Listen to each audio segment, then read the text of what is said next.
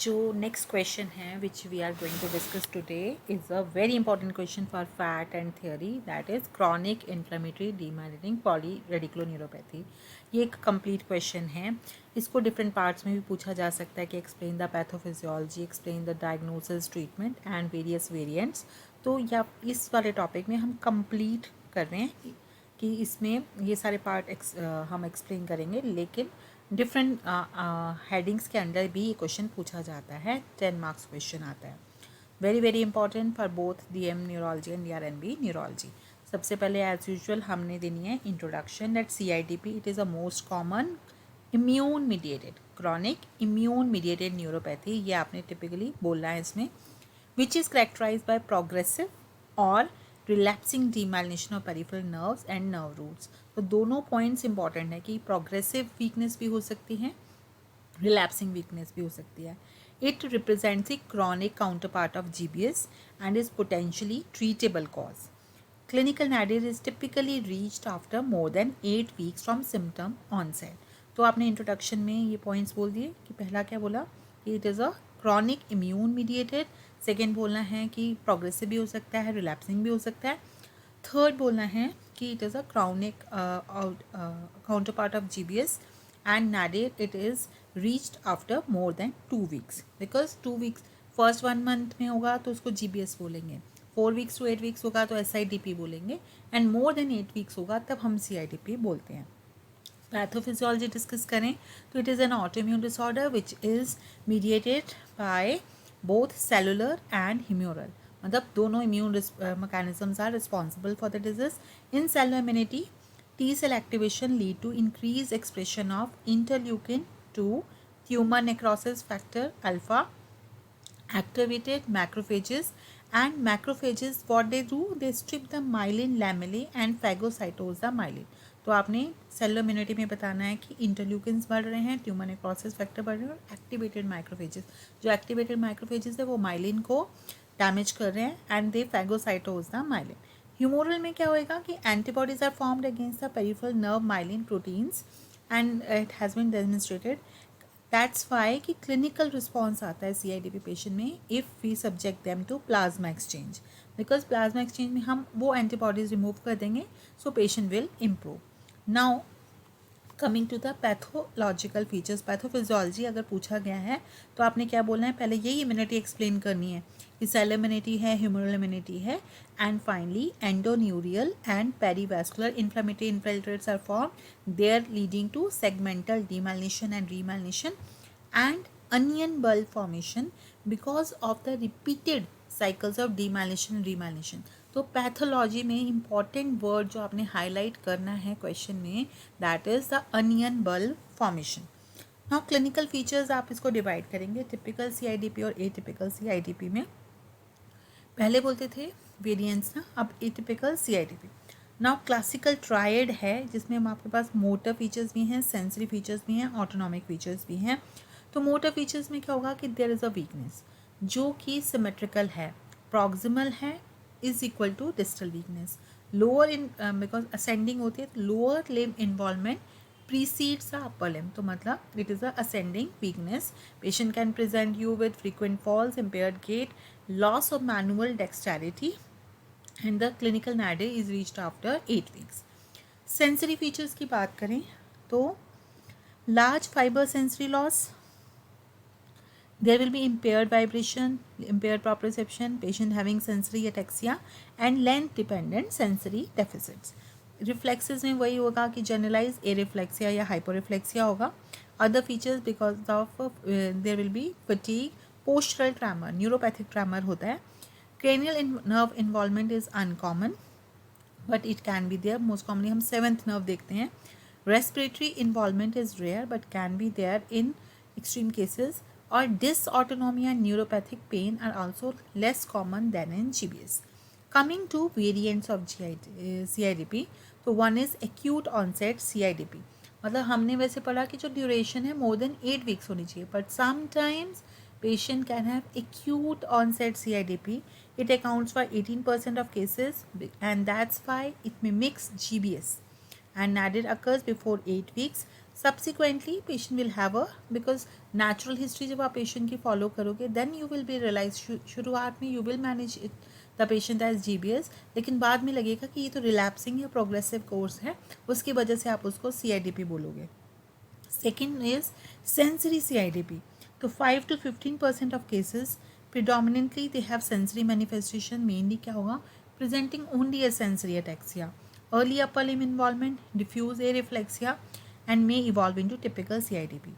Then another variant बोलते हैं इसको, लेकिन ये अलग एंटिटी है. It is CISP. It is a rare sensory variant. Patient will present with severe sensory ataxia. NCS करोगे normal NCS.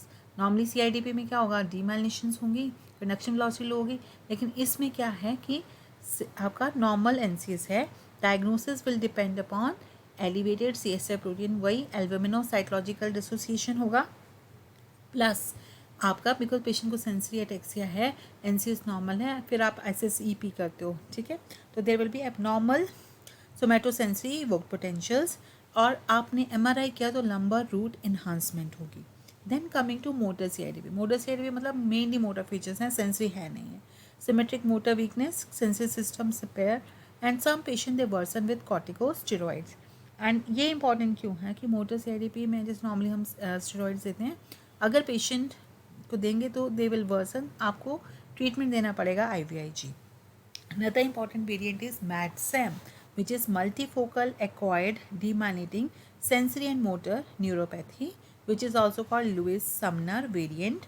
And features are, because आपके इसके नाम में ही आ जाता है, एक ये acquired के लिए, लेकिन it is asymmetrical.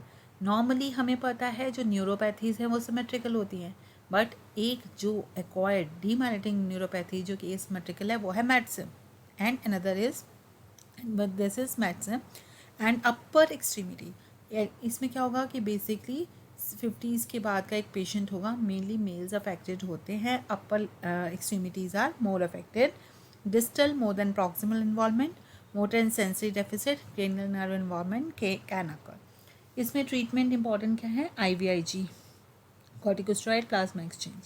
Then comes a DADS variant, which is distal acquired demyelinating symmetric neuropathy.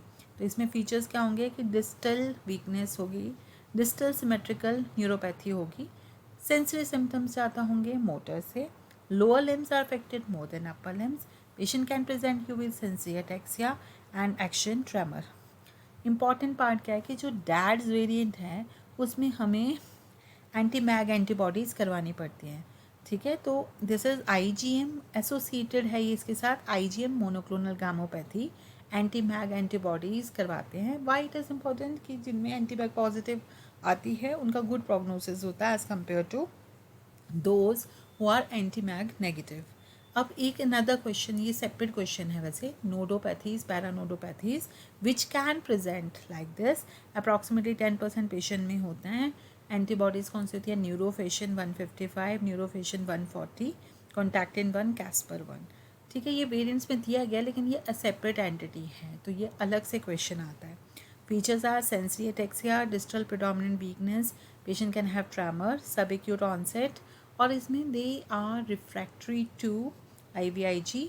इनमें इंपॉर्टेंट क्या है कि ये वो न्यूरोपैथी है जिसमें आपके IVIG भी रिस्पॉन्स नहीं कर रही, तो पेशेंट को आपको रिटुक्सिमैब देना पड़ेगा या प्लाज्मा एक्सचेंज, ठीक है. And the target is node of Ranvier and paranodal targets. Diagnosis, lab evaluation, हमेशा जब भी हमारे पास CIDP पेशेंट आता है आप सारे टेस्ट करवाते हो, HbA1c, CBC, electrolytes, LFT, RFT, thyroid, B12, methyl malonic acid, ठीक है. अब आपने साथ में क्या भेजना है, उसका serum protein electrophoresis, monoclonal gammopathy evaluation. तो उसके लिए आपको क्या करना है, all patient should undergo serum electrophoresis, urine electrophoresis, immunofixation, free light chains, ठीक है. ये आपने करना है, CSF आपने करना है, बिकॉज उसमें क्या आएगा, albumino cytological dissociation, protein will be raise, cells will be normal, and presence of more than 50 cells, this is just alternative diagnosis. तो हमेशा अगर मान लो कि एल्यूमिनो साइटोलॉजिकल डिसोसिएशन लेकिन सेल्स ज़्यादा हैं तो ऑलवेज उसका HIV स्टेटस करवाओ, लाइम सीरोलॉजी करवाओ, ठीक है. Look for neurosarcoidosis, carcinomatous, meningitis and lymphoma. Now evidence of, फिर हम क्या करते हैं, नॉर्मली पेशेंट की हिस्ट्री ले ली, आपने क्या किया, एनसीएस करते हैं। एनसीएस में क्या दिखेगा आपको, there will be conduction blocks, ठीक है, slowed conduction velocity, conduction block, prolong distal latency, prolonged F wave latency, temporal dispersion, and अगर seventh involve prolong blink reflex. Important part क्या है कि it is a sural sparing pattern होता है। Upper limb sensory involvement with relative preservation of sural responses, मतलब आपकी sensory ऊपर लिम अपर लिम में गई होगी but surals will be preserved. This pattern is sural sparing pattern. MRI करते हैं सीआईडीपी में, क्यों करते हैं, to see for enlarge nerve roots, root enhancement, plexus enlargement, ठीक है जी। नर्व अल्ट्रासाउंड कर सकते हैं which shows proximal nerve enlargement, brachial plexus enlargement, median nerve enlargement. Nerve biopsy का क्या रोल रह गया है, प्रेजेंट सेटिंग में इसका रोल नहीं है। ये नॉर्मली हम इन्हीं पे जो भी हमने पहले को पढ़े इन टेस्ट पे हमारा डायग्नोसिस बन जाता है, बट कई केसेस ऐसे हैं जिसमें नहीं बन रहा, फाइनली तब हम उसमें नर्व बायोप्सी करें तो अनियन बल्ब अपीयरेंस दिखाई देती है, that is there will be segmental demyelination, remyelination, onion bulb formation. Then coming to treatment, treatment की बात करें तो फर्स्ट लाइन वही होता है, तीन होते हैं, स्टीरॉयड्स, IVIG, प्लाज्मा फेरेसिस, ठीक है। तो IVIG उसका FDA अप्रूव ट्रीटमेंट है, 2 ग्राम पर kg over 2 to 5 days, maintenance dose है 1 ग्राम पर kg every 3 weeks, response is expected in 6 to 12 weeks। Secondly steroids हैं, प्रेडनिसोलोन 1.5 मिलीग्राम पर kg per day, pulse dexamethasone भी दे सकते हैं और पल्स IV मिथाइलप्रेट भी दे सकते हैं। प्लाज्मा एक्सचेंज करना है तो 5 to 10 exchanges, alternate sessions, but effective but short lived, ठीक है, often use in refractive cases. अब इंपॉर्टेंट एंटिटी एक और चीज़ आ गई, that is subcutaneous immunoglobulin which was FDA approved in 2018। ये होम एडमिनिस्ट्रेशन है, साइड इफ़ेक्ट्स कम है, डोज कम हो जाती है, and effective maintenance therapy. Now refractory जो CIDP है उनमें हमारे पास कौन कौन सी ड्रग दे सकते हैं, एजाथायोप्रिन, माइकोफिनोलेट मॉर्फिटिल, साइक्लोफॉस्फामाइड, मेथोट्रेक्सेट, साइक्लोस्पोरिन, है ना। तो ये आगे अदर ऑप्शंस क्या हैं हमारे पास, रिटुक्सीमैब, इम्यूनो एड्जॉर्प्शन, बॉटिजोमिव, साइक्लोफॉस्फामाइड। ये जो कैटेगरी ये यूज़ करनी है हमने रिफ्रैक्टरी केसेस में करना है, ठीक है। प्रोग्नोसिस में 25% में अचीव कंप्लीट रिमिशन, 50% में क्या होगा कि थोड़ा डिसेबिलिटी ओवर द कोर्स होगा, approximately 10 will have a permanent disability.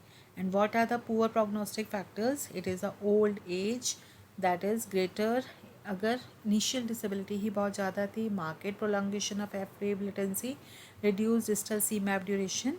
तो फाइनली कंक्लूजन बोलेंगे, क्या बोलेंगे, chronic immune mediated demyelinating neuropathy है, progressive symmetrical proximal and distal weakness है, patient can have sensi ataxia, areflexia, diagnosis basically NCS और CSF पे बनता है।